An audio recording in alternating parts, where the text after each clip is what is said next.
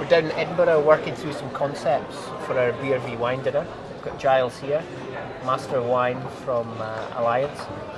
And we've been playing about with a few ideas, a few concepts, different courses, see where we can go with it. So, the first course you mentioned was something duck related, duck spring roll with duck spring roll with black pudding. We're thinking a little apricot and ginger sauce.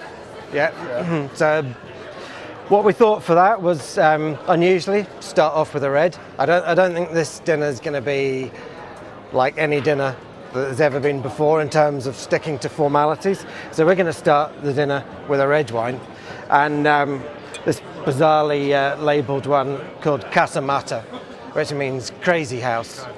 And this is a young Italian guy called Bibi Graz. I say Italian, I think he's got a bit of Israeli blood in him, a bit of everything. He's been making wine for about 10 years in Italy, and he's had some of the highest scores. But I think the thing that's really won him over for us, and we've only just taken these wines on, is that his winery is up in the hills behind Florence. And the winery lane that he's on is often used by people getting a little bit amorous. So he's got a few labels which are slightly more dodgy than this, which we'll not be using, perhaps. So he's already endeared himself to us. This is going to be fantastic because this is light enough to go with a duck to be a first course, but it's also got enough guts, and it's also got some of that dried fruit flavour that you get, which will marry in if there's a bit of citrus or whatever going with the duck as well. So that's going to be fantastic and good fun, and a brilliant story behind the producer. Miriam introduced me to that wine earlier today, and she's very keen for us to take it on at Musa. She's told you all the filthy stories behind it. All the dirty stories are there, but I think it works within the arts, totally. The music, the culture, I think. Mackerel and beetroot, which is not the easiest thing to match. Well, can't make it too easy for you. I don't think it's going to be any easier for the beer boys either. So, challenging.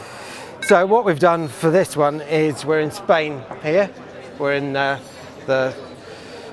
guess there's some links with Scotland and Spain because this is Catalonia, similarly independently minded at the moment. And this is called Ginet Rosat. And this is from a little region called Priorat, up in the hills behind Barcelona, up in Tarragona. And this isn't your sort of lightweight, girly rosé. This is full-on, powerful, 14% Garnacha and Carignan rosé, but with loads of really crisp, lovely fruit, which you're going to need to cut through the oiliness of the mackerel, but also work with the sort of slightly more earthy flavours of the beetroot as well. Certainly packs a bit of a punch, and is not the kind of stuff you're going to just quaff on your own, for just to have a little light rosé. This is more full-on, food-friendly rosé.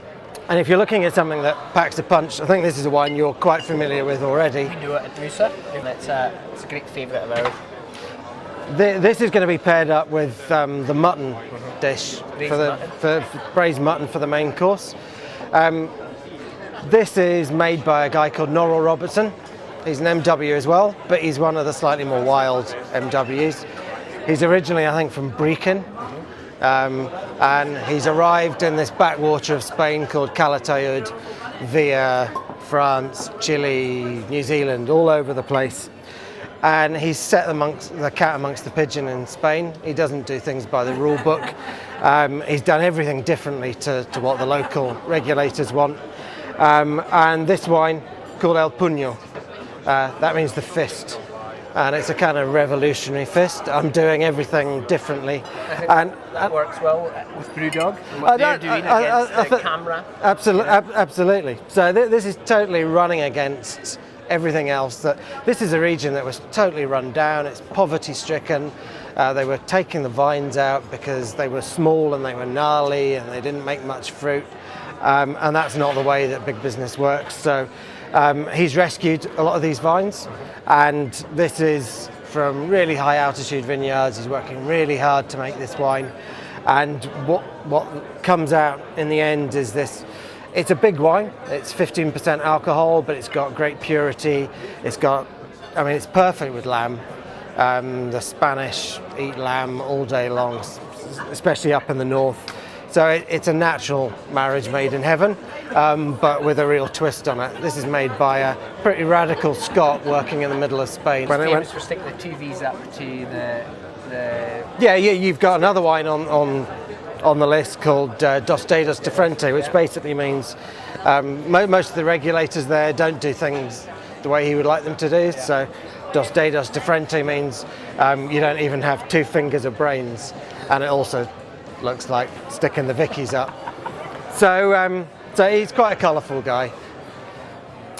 Moving on, everybody kind of thinks chocolate's going to be really easy to pair with everything because chocolate's lovely, but actually most things are too dry for chocolate.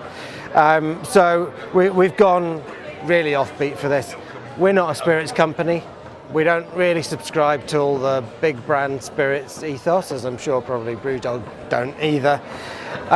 But sometimes when you're on a wine trip, there's a local spirit which is made with the same sorts of principles as the sort of producers you want to work with. Really individual, independently minded guys. And we came upon this right down in the south of Spain. This is an ancient old distillery down on the water in Jerez. Okay. And this is called Cacao Pico. And this is a clear chocolate liqueur. So they make it from roasted cocoa beans, and then they distill it. So you get this really clear, pure chocolate product. So totally deceiving because it looks like it's going to taste of nothing. And you get this massive, intense whack of pure chocolate. And it's brilliant on its own. You can while away a long evening on this. Fantastic. I think the Brewdog guys are going to have a real challenge with this one. But in terms of doing something radical for chocolate, put that in a shot glass, serve it ice cold.